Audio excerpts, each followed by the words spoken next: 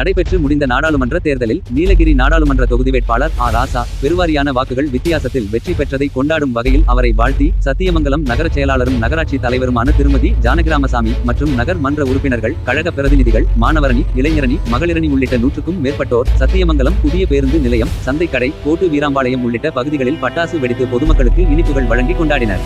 எதிரொலி செய்திகளுக்காக ஈரோடு மாவட்ட செய்தியாளர் நிஜாம் பாஷா, ஒளிப்பதிவாளர் சிவகுமார்.